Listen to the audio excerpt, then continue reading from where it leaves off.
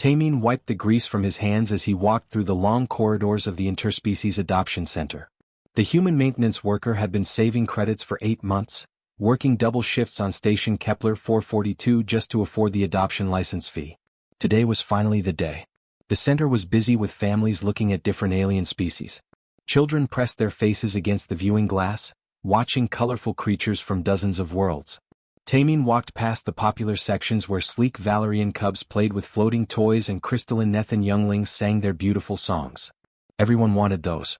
They were cute, friendly, and easy to care for. But Tamin kept walking. He had heard rumors about Ward 7 from another worker. It was the place they kept the difficult cases. The ones nobody wanted.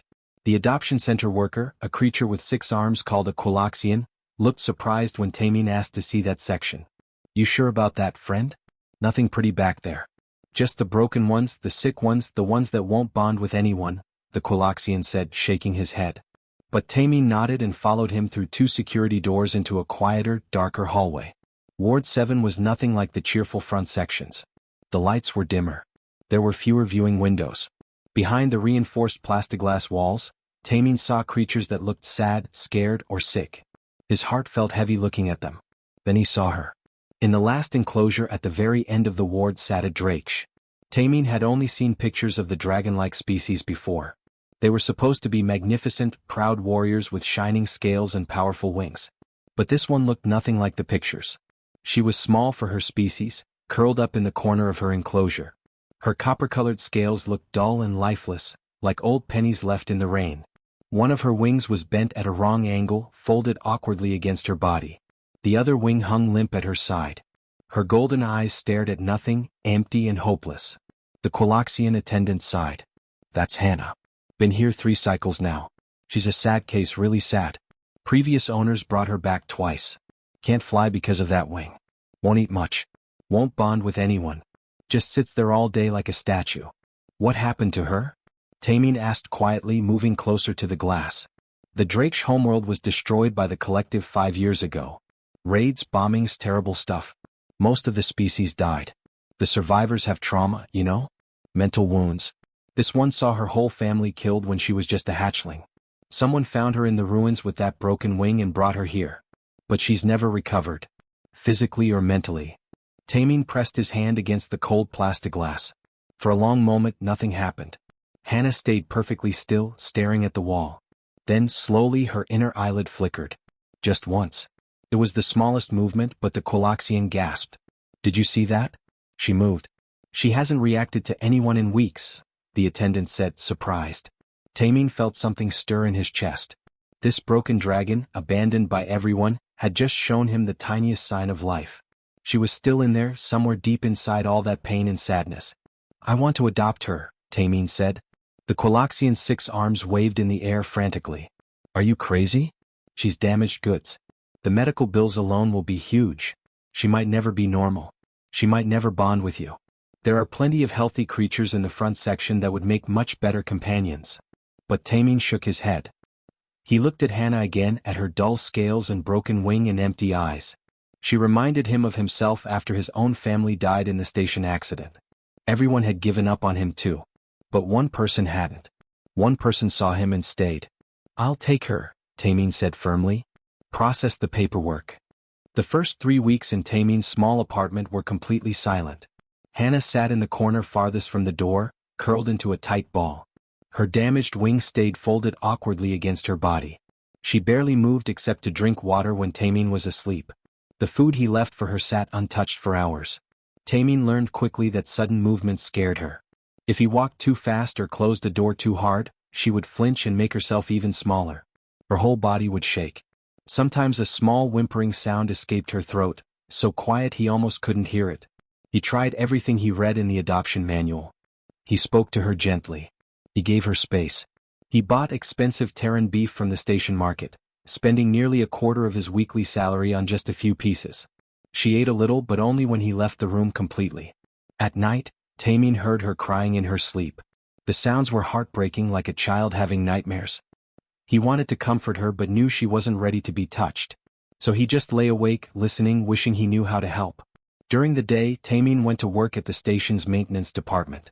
But every spare moment he spent in the public library section, reading everything he could find about Drake's culture.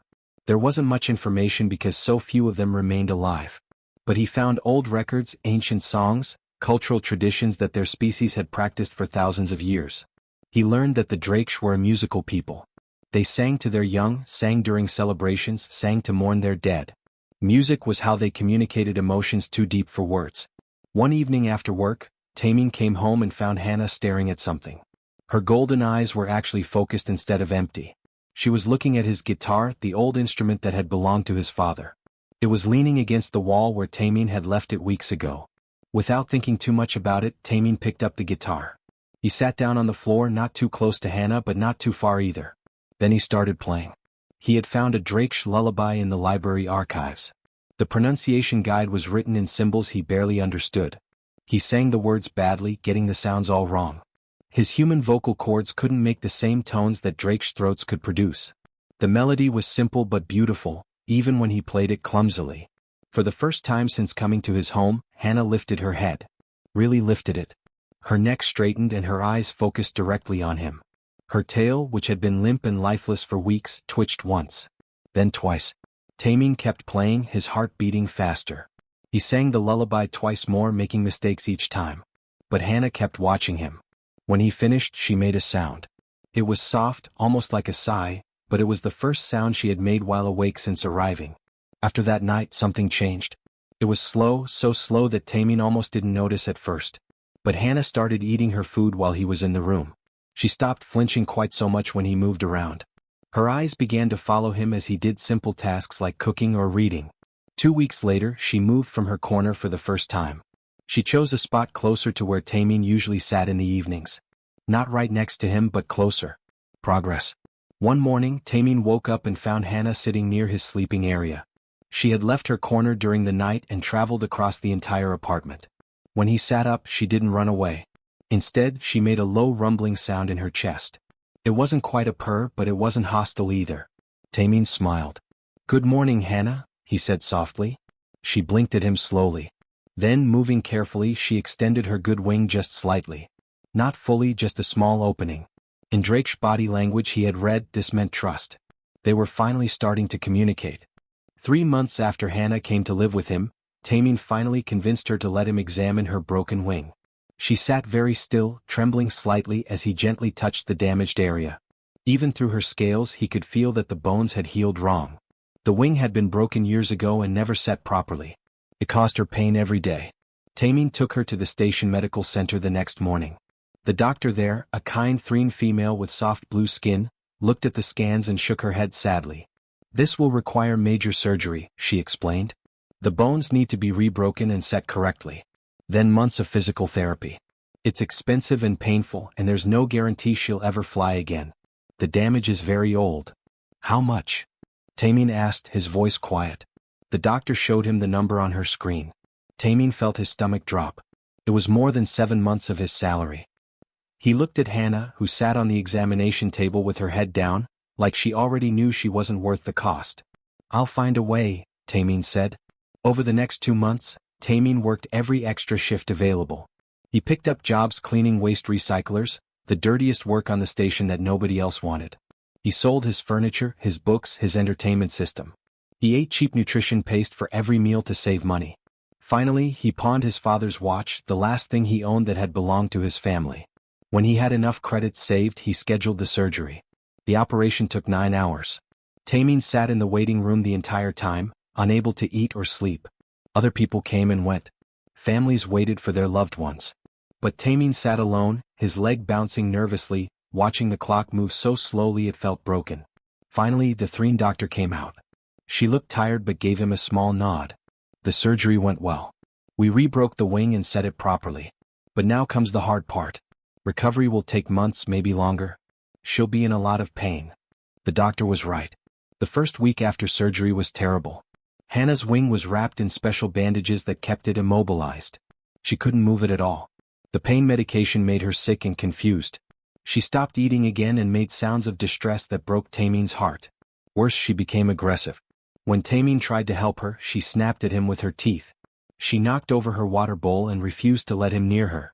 One night, she even scratched his arm badly when he tried to apply her medication. But Tameen never gave up. He never got angry. He understood that she was scared and hurting.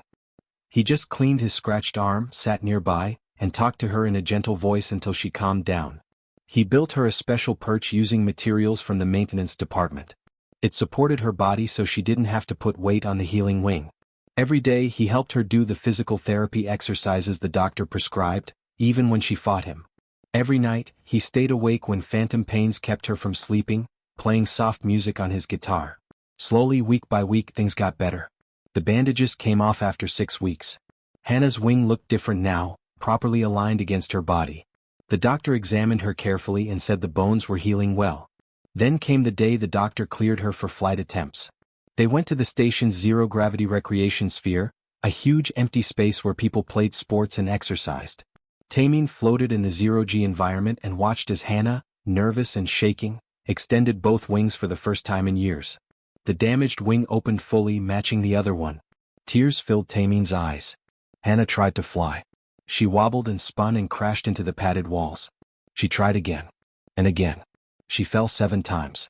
On the 8th attempt, she soared across the entire sphere, her copper scales catching the light, both wings working perfectly together. She was flying. She was finally flying. News traveled fast on station Kepler 442. Within 2 weeks, everyone knew about the human maintenance worker who had healed a broken drake. People stopped Tameen in the corridors to ask questions. Some thought he was crazy for spending so much money. Others thought he was kind. But everyone was curious. Scientists from the station's research department asked to study Hannah. They said it was impossible for a drake to recover from such severe trauma. The species was dying out not just because their planet was destroyed, but because the survivors had lost the will to live. Without their family clans and their pride, the drake simply gave up. They stopped eating, stopped moving, and eventually died of sadness. But Hannah was different now. Her copper scales had become bright and shiny, glowing like metal in firelight. She had gained healthy weight. She flew every day in the recreation sphere, practicing loops and turns, getting stronger. Most importantly, she had started to talk. At first it was just small sounds, hums and chirps. Then single words in Galactic Common, the language most species used to communicate. Her accent was heavy and strange, but Tameen understood her. "Thank you, Tameen friend," she said one morning, her voice rough but warm. As weeks passed, she spoke more. "Thank you, brother," she said while they ate breakfast together. Then one day simply, "Thank you, family." That word, family, made Tameen's eyes fill with tears. He hugged her neck gently, and for the first time she wrapped her wing around him in return. It was the drake's way of hugging back. 3 months after her successful flight, an official message came to Tameen's apartment. The Drake's Remnant Council wanted to visit. These were the leaders of the few surviving drakes scattered across the galaxy, a government without a home planet. The ambassador who arrived was an ancient male named Kreth. His scales were dark gray with age and he moved slowly like every step hurt. He had survived the destruction of the Drake's homeworld but lost everyone he loved. His eyes carried the same emptiness that Hannah's once had. Kreth came expecting to see another dying member of his species, another sad reminder that the Drakes were disappearing. Instead, he found Hannah in the recreation sphere, doing aerial tricks while Tameen cheered from below. She was laughing, actually laughing, a sound Kreth hadn't heard from any Drake in 5 years. The old ambassador stopped walking. He stood completely still, watching Hannah fly. Then, slowly, tears began running down his scaled face. "Impossible," he whispered. "She's truly alive. Not just breathing but alive." Tameen brought them both to his apartment. Kreth sat down heavily, still staring at Hannah like she was a miracle. "How did you do this?" Kreth asked Tameen. "Our best doctors, our own people, we tried everything to help the survivors. But they all fade away. We thought bonding was lost to us forever. Our clans are destroyed. Our families are gone. A Drake without a clan cannot survive. That's what we believed." Tameen looked uncomfortable with the attention. He shrugged. "I just treated her like family. Gave her time, patience, medical care, and love. That's all." Kreth studied Tameen with new understanding in his ancient eyes. "You humans, you bond with everyone, don't you? It doesn't matter what species, what planet, what condition. You see a living being in pain and you just decide to love them. Even the broken ones. Even the lost ones. Even ones that aren't your own kind." "She was never broken," Tameen said firmly. "Just hurt. There's a big difference." Kreth stood up and performed a traditional Drake's bow, pressing his forehead to his chest in deep respect. You saved more than one life today, human. You saved hope for all of us. If Hannah can heal and bond again, perhaps others can too. Perhaps there's a future for our species after all. Hannah moved close to Tameen and wrapped her wing around him protectively. He's my family now, she said in her accented voice. And family never gives up on family. 6 months after Ambassador Kreth's visit, something extraordinary happened on Station Kepler 442. The Interspecies Adoption Center that once had empty cages in Ward 7 now had a waiting list of over 200 humans wanting to adopt Drake's survivors. The station administrators created something they called the Hannah Protocol. It was a simple guide based on everything Tameen had done. Patience. Learning about Drake's culture. Proper medical care. And most importantly, treating them like family instead of damaged pets. The protocol spread to other stations, other planets, other adoption centers across the galaxy. Hannah became famous, though she didn't want to be. News channels interviewed her. Scientists studied her recovery. But what she cared about most was helping others like herself. She started visiting Ward 7 every week, going into the enclosures where traumatized Drakes sat in corners, refusing to eat or move. Tameen watched through the viewing glass as Hannah approached a young male Drake named Jehun. He had been found floating in an escape pod, the only survivor from a colony ship. He hadn't spoken in over a year. Hannah sat down next to him and began speaking in the ancient Drake language, the one from their destroyed homeworld. Tameen couldn't understand the words, but he saw Jehun's head lift slightly. A human saw me, Hannah told him. Not my broken wing. Not my damaged scales. Not my species. Just me. He saw me when I couldn't even see myself anymore. These humans, they're strange. They bond with anyone. They don't give up. And they can teach us something important. What? Jehun's voice was barely a whisper, the first word he'd spoken in months. They can teach us to see ourselves again. To remember that we're worth saving. Within a week, Jehun was adopted by a human teacher named Sora. Within a month he was eating regularly. Within 3 months he flew for the first time since the colony ship disaster. The pattern repeated across the galaxy. Humans and Drakes forming bonds that scientists said should be impossible. The Drakes had always been a proud warrior species that only bonded with their own clans. But humans didn't care about those old rules. They just loved, openly and stubbornly, until the Drakes learned to love themselves again. For the first time in 10 years, the Drakes population stopped declining. More survivors came out of hiding, drawn by news that healing was possible. The Remnant Council announced plans to establish a new colony world called New Hearth, a place where Drakes and their human families could build a future together. Tameen attended the founding ceremony with Hannah, who now served as a council member. Thousands of Drakes filled the plaza, more than Tameen had ever seen in one place. Many had humans standing beside them, their bonded families. Hannah gave a speech to the crowd. Her voice was strong and clear now, nothing like the silent, broken dragon from Ward 7. She spoke about loss and pain, but also about hope and new beginnings. As she talked, she caught Tameen's eye in the crowd and performed the traditional Drake's gesture of deepest respect, pressing her forehead to her heart. That night, they sat together on a hill overlooking the construction site of the new colony's first buildings. New Hearth's twin moons rose above the horizon, painting everything in silver light. "Can I ask you something?" Hannah said quietly. "Always," Tameen replied. "Why me? Out of all the beings in the galaxy you could have helped, why choose a broken dragon in a forgotten corner of an adoption center?"